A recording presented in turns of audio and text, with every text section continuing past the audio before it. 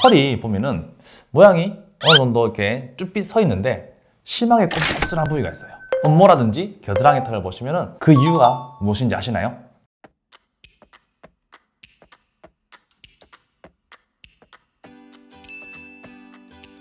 털은 하루에 0.3mm 정도씩 자라납니다.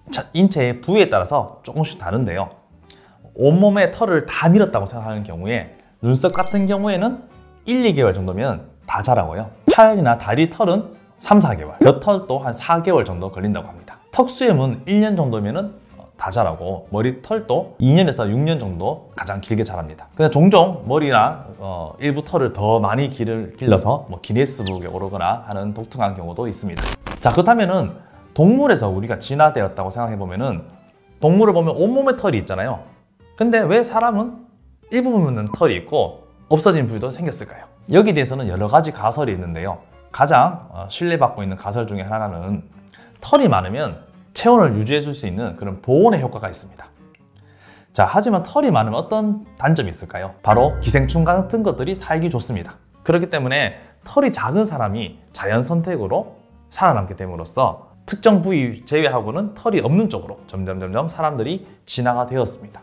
털이 이제 감염의 그런 원인이 많이 되기 때문에 우리가 맹장, 충수돌기염 같은 거 수술할 때도 보면은 음부 쪽에 털을 자르고 제왕절개 수술할 때도 음부 쪽에 제모를 하고 이렇게 배를 열거나 이런 수술을 하게 됩니다.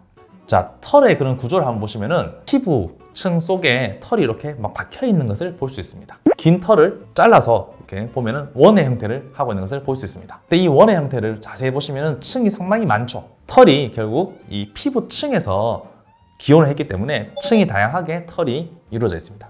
우리가 생각하면은 털이 아주 깃털처럼 얇은 한 장이라 생각하지만은 그 속에 여러 층이 있고 다양한 구조물들이 있기 때문에 털이 이렇게 단단하고 또 썩지 않고 이렇게 머릿속에 잘 몸속에 박혀 있게 되겠습니다. 그렇다면 이 털이 이렇게 반듯하고 윤기 있게 보이려면 뭐가 필요하겠어요? 바로 기름이 필요합니다. 털 옆에는 항상 기름샘이 있기 때문에 이 우리 털이 윤기를 유지할 수 있는데요. 기름샘을 우리가 시바세우스 글랜드라고 부르고 여기서 만들어진 물질이 바로 피지입니다. 이러한 그 씨붐이 있기 때문에 이 피지인 씨붐이 잘 생성되고 그리고 배출이 잘 되어야지 건강한 털이 되겠죠. 하지만 일부 피부에서는 이 피지가 잘 배출되지 않고 막혀 있는 경우가 있습니다. 코라든지 이마, 턱 같은 데 많이 생기는데요.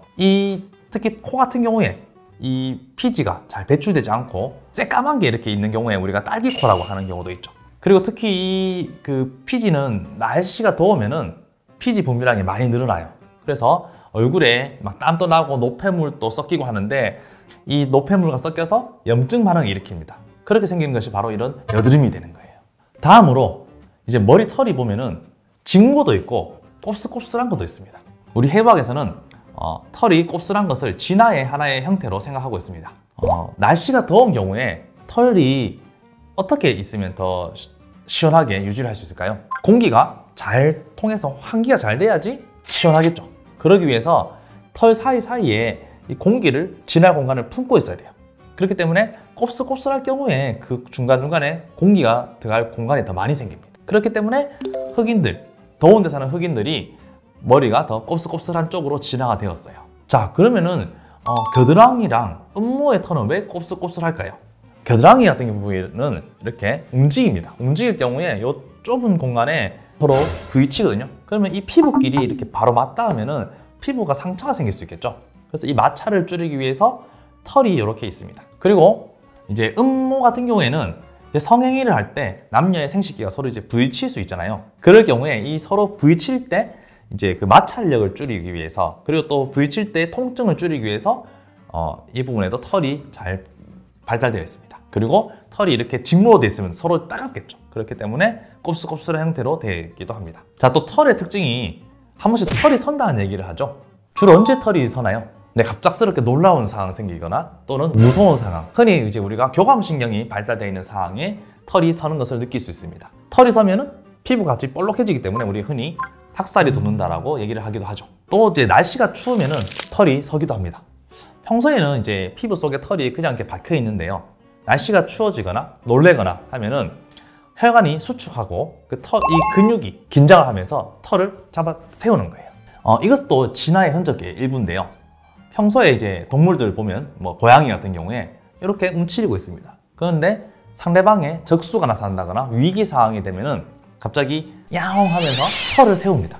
그렇게 하면 어떻게 될까요? 몸이 좀 더 커지게 보이죠. 그렇게 해서 상대방을 위협할 수 있습니다. 조금 더 자기 몸을 크게 보이게 하기 위해서 털을 세울 수 있는 그런 근육이 바로 털세움근이라고 합니다. 자, 그리고 피부에는 이제 외부와 접촉을 하기 때문에 감각이 발달되어 있어요. 그래서 이 감각 기능을 보호해주기 위해서 감각 수용기들, 감각 세포들은 이렇게 껍데기를 싸놨습니다. 보호막에 이렇게 둘러싸여 있어요. 왜냐하면 피부가 이렇게 막 움직이고 피부가 이렇게 움직임에 따라서 이 감각기들이 손상되거나 눌리면 안 되죠. 그래서 피부층 안에 보면은 여러 가지 그런 감각 수용기들이 있어서 온도, 뭐 통증, 진동, 그런 움직임, 압력 이런 것들을 느낄 수가 있습니다.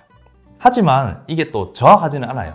우리가 피부 말고도 뭐 시각이라든지 후각, 청각 이런 것들 때문에 간혹 이제 오해를 할 수 있습니다.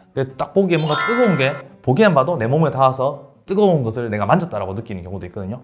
그래서 피부가 간혹 오해를 할 수도 있기 때문에 우리가 감각을 잘 유지하고 조심을 해야지 외부로부터 이물질에 베인다거나 그런 손상을 줄일 수 있겠죠. 그리고 이는 털을 무조건 미는 게 우리 외관상 중요하기도 하지만은 또 털이 우리 몸을 보호해주기도 하기 때문에 왁싱이라든지 이런 털을 밀고 관리하는 문화가 많이 발달되고 있는데 한 수백 년이 이제 흐르면은 또 인류가 어떻게 털이 바뀔지 모르는데 아주 어떻게 바뀔지 궁금합니다.